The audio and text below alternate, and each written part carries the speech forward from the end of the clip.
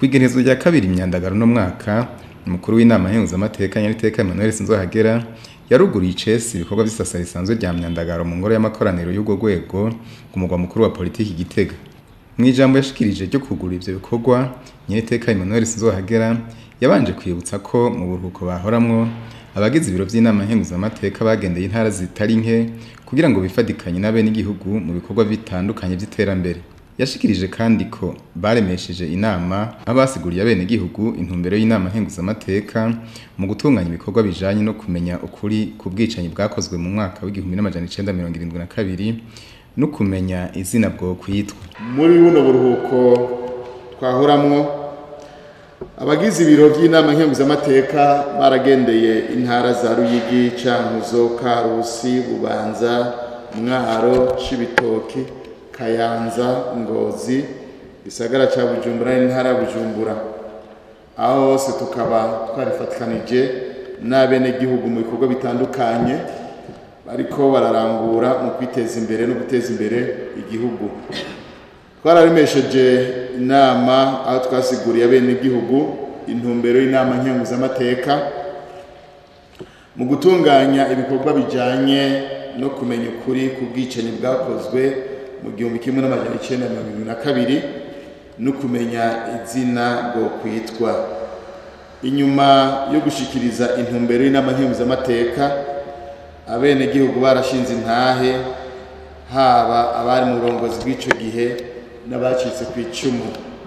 Bose barerekanye yuko nubwo hari intumbero yari yatanzwe kumara abantu hibonekeje abantu bafise umutima w'ubuntu bakanyegeza abari ko barahigwa. Twarasavye abene gihugu bafise ivyo babonye gushinga intahe atagushikuza kwegera umugwi ujeje kumenya ukuri no kumwanisha kugira ngo boroherwe kurangura igikorwa cabo cyo kumwanisha abarundi. Twarongeye kandi turasaba bene gihugu gufasha kumenya amazina y'abahitanwe n'ico kiza, tunasaba yuko nabo bafashije mu kurokora ubuzima bw'abantu bomenyekana kugira urwaruka rutazi ivyabaye baze bamenye ko naho inabikorwa hariho ineza yamye yitangira imbere. Yashikirije kandi ko mu kiringo c'uburuhuko bahoramwo baramsa akaryo ko guhimiriza abene igihugu mu bijanye no gutunganya neza amakoperative no kwirindikiza coronavirus. Yongeye amenyesha ko muri ico kiringo nyene yakiriye ubuserukira igihugu ca Nigeria mu Burundi mu ntumbero yo gukomeza ibijanye no gufashanya hagati y'u Burundi n'ico gihugu. Twarasavye amakoperative yashinzwe ku mitumba itandukanye y'igihugu ko yokurikiranwa neza kugira ngo ntihabe ugukoresha nabi uburyo butangwa kuko ari ntizo atari ngabire ategereza kuzosubizwa. Turashimiye amakoperative yamaze gusubiza ingurane ndetse hakaba n'abamaze kwigira inama yo guhingura ivyo birimira kugira bagire akarusho. Twaranibukije kandi uruhara rw'abatowe mu bijanye no gukomeza intwaro kuva ku nzego zo hasi. Uwatowe ategerezwa gukora ibishoboka byose kugira na ntaryo yame atera imbere kugira agire ubuhinga bumwe bumwe bukenewe mu ntumbero yo guteza imbere ahasanzwe arangurira ibikorwa. Byongeye uwatowe ategerezwa kwamiza umuzirikanyi ko afise ibyo byose abazwa n'abene gihugu hamwe n'abamukurira mu mabanga. Twarasabye indongozi ko zobandanya guhimiriza abene gihugu kuguma na ntaryo birinda ikiza ca coronavirus mu gukurikiza impanuro z'abajejwe amagara y'abantu. Kubijanye no gukomeza imigenderanire y'inama nkenguzamateka n'izindi nzego mpuzamakungu twarakiriye ubuserukira igihugu ca Nigeria ngaha mu Burundi, tukaba twaganiriye ku bijanye no gufashanya hagati y'ibihugu byacu ko ari bibiri. Mukuru w'inama nkenguzamateka yamenyesheje ko mu kiringo c'isasa risanzwe rya myandagaro itanguye bazokwihweza integuro z'amabwiriza ziri ku rutonde leta yarungitse. muri kino kiringo c'isasa risanzwe ry'ukwezi kwa myandagaro gitanguye uno munsi twisunze ingingo y'63 y'ibwirizwa shingiro rya Repubulika y'u Burundi tuzokwihweza integuro z'amabwirizwa 14 ziri ku rutonde leta yaturungikiye. Izo nazo nizikurikira: integuro y'ibwirizwa ryerekeye yemezwa na Repubulika y'u Burundi ry'amasezerano ahindura ubwa kabiri amasezerano yo gufashanya hagati y'ibihugu vya Afurika, amazinga ya Caraïbe na Pacifique ku ruhande rumwe n'ishirahamwe ry'ubumwe bwa Burayi n'ibihugu bigize iryo shirahamwe ku rundi ruhande, yashiriwe ku mukono i Cotonou kuwa 23 ruheshi umwaka wa 2000, akaba yahinduriwe ubwa mbere Luxembourg kwa 25 ruheshi 2005. Integuro y'ibwirizwa ryerekeye iyemezwa na Repubulika y'u Burundi y'amasezerano yo gushiraho inteko ziteguriye guhagararira amahoro muri Afrika yo mu buseruko. Integuro y'ibwirizwa ryerekeye iyinjira rya Repubulika y'u Burundi mu masezerano umwaka w'1954 yerekeye abantu batagira ubwenegihugu buzwi.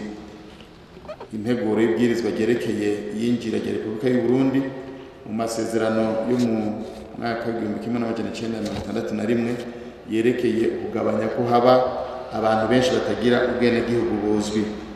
Bwa gatanu, integuro y'ibwirizwa ryerekeye ukugura no kugurisha biciye mu buhinga bwa none. Bwa gatandatu, integuro y'ibwirizwa rishinga amategeko agenga abinjira n'abasohoka mu Burundi.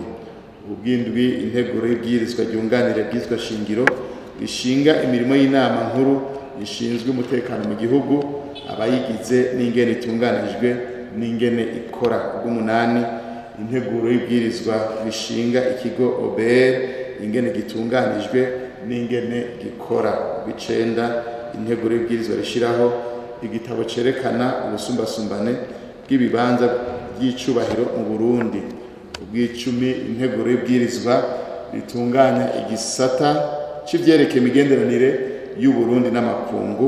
11, integuro y'ibwirizwa risubiramwo ibwirizwa ryunganira ibwirizwa shingiro inimero 1 agakwego ubusa gatatu yo kwa 20 Ruhuhuma 2017 rishinga imirimo y'igipolisi c'u Burundi, ingene gitunganijwe n'ingene gikora. 12, integuro y'ibwirizwa rishinga amategeko agenga intwazangabo z'igipolisi c'u Burundi. 13, integuro y'ibwirizwa rishinga amategeko agenda ababrigadier b'igipolisi c'u Burundi. 14, integuro y'ibwirizwa rishinga amategeko agenga abapolisi bato bato b'igipolisi c'u Burundi.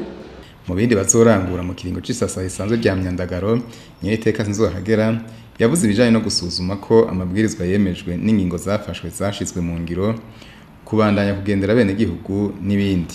Muri kino kiringo c'isasa risanzwe ry'ukwezi kwa myandagaro tuzobandanya igikorwa cyo gusuzuma ko amabwirizwa twemeje hamwe n'ingingo zitandukanye twafunditse ko biriko birashigwa mu ngiro. Tuzobandanya kandi tugendera abene gihugu kugira igikorwa c'umugwi severe kibandanye kigenda neza, kugira ukuri kose ku vyabaye mu mwaka w'1972 bimenyekane. Tuzobandanya twibutsa abene gihugu ko ibwirizwa itegeka aborozi utaragira ibitungwa vyabo ku misozi ko rizotangura gushirwa mu ngiro kuva ku ikenekerezo rya 4 Gitugutu mu mwaka wa 2021, ko ikiringo cyo kuragirira ibitungwa ku misozi bisa n'ivyaheze. Tuzoguma kandi twakira imyitwarire y'abene gihugu bashikirije umugwi udasanzwe kugira nabo babashikiririze inzego zibijejwe abene gihugu batunganirwe.